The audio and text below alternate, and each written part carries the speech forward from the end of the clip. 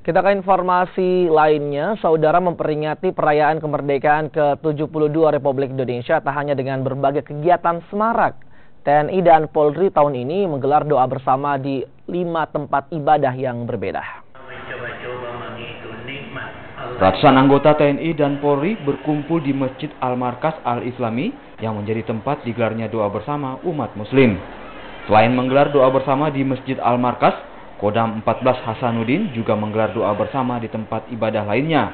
Gereja Katedral menjadi tempat doa bersama untuk umat Katolik, untuk umat Protestan digelar di Balai Jenderal M. Yusuf, sementara umat Hindu di Pura Girinata dan umat Buddha di Vihara Girinaga. Pesan saya adalah mari kita imbangi usaha kita untuk memberi kedamaian kepada masyarakat dengan doa, dengan zikir. Ya, kita berharap Indonesia lebih kasih sayang, lebih mengedepankan kasih dan sayang. Ya, kita tahu sifat Allah kalau dalam agama Islam adalah Ar-Rahman.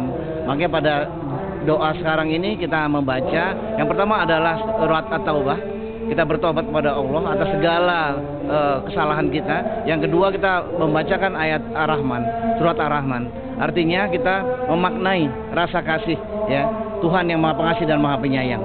Dan kita sesama manusia juga harus saling mengasihi, saling menyayangi.